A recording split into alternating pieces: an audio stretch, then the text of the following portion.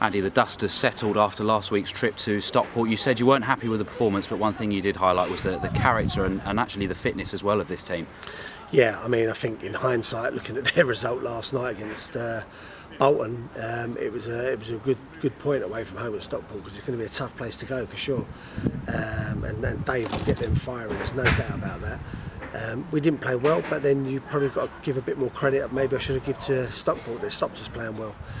But yeah, it was a good point, and the fitness and the desire of these boys, it's there for all to be seen, and we want to make sure that's how we go forward.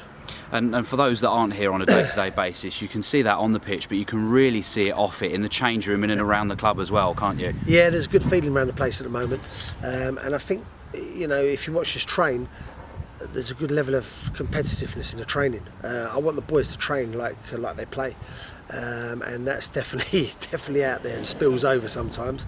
But that's how I want these boys to be. I want them to be on every session, be right at it, because that's how we've got to play our games. But there's a good feeling around the camp at the moment. I've been around this feeling a few times, and it's good. So without getting too carried away, we've got a busy week coming up. But yeah, everything's in the right direction as it should be.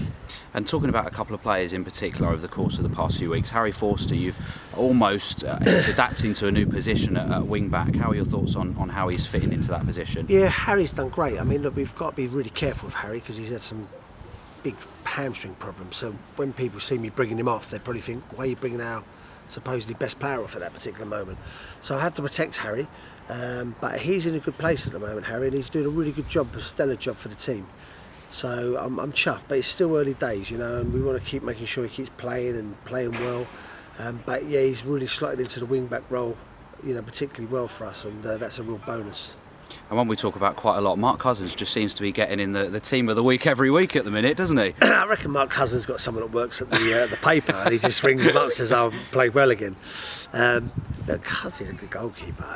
Maybe I take him for granted a little bit that he's as good as he is. I probably do, being a goalkeeper, which is probably against Cousins, the way he is. But yeah, he's done great, Cousin, and team of the week again. I don't know how many of those he's had for us, but long may they continue. And moving away slightly from first team matters, 2 games for the under-18s in the FA Youth Cup, a 4-2 win at home here on Friday night, followed by a really dramatic, incredible 4-3 away victory to Forest Green Rovers on Tuesday. The future's really bright here, isn't it, in terms of youth? Look, I think we should.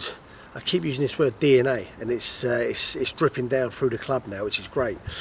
The young boys realise how the first team boys are playing, and this isn't actually about the first team, because these boys have done brilliant. They did not give up, and the performance and the quality of their play, and to keep going right to the end to get back into it at 3-3.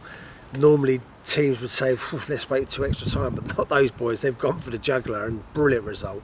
I really hope, and I always keep saying about the crowd, I hope people turn out here and watch them against Reading, because it'd be a great night for those boys to put themselves up against, I think Reading are a Cat 1 team, so that'd be brilliant for those boys to come up against them on that night. And again, away from first team matters, the club has today announced its support for the #NoHomeKit campaign, an important thing to raise awareness of homelessness. Yeah, I think that's a real good statement from the football club. We keep banging on that we're a community football club, and I think we've shown that in many things we've done.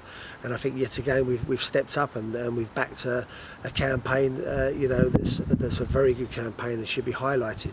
So yeah, it's completely got my blessings to do that, as same as everyone else at the football club. So I'm glad we've sort of put our marker down to say that we're supporting these very important campaigns. 2 back-to-back home games now, first of which is Lynn on Saturday, and the message very much get down here and get behind the boys and tell your friends. Yeah, 100%. We need as many people to come down and watch us. We're on a nice sort of non-losing streak. We want to keep that going. It is not going to be easy, let me tell you. People think that they're going to turn up and we're just going to roll Lynn over. Absolutely no chance. It's going to be a tough game of football, because they all are. And I say this all the time. The margins are so fine between winning and losing. So we might just need everyone down here to support us and give us that extra, 5 or 10% to get us the results we want to keep getting for this football club. Well, Andy, we can't wait. Catch up with you after that one. Thank you.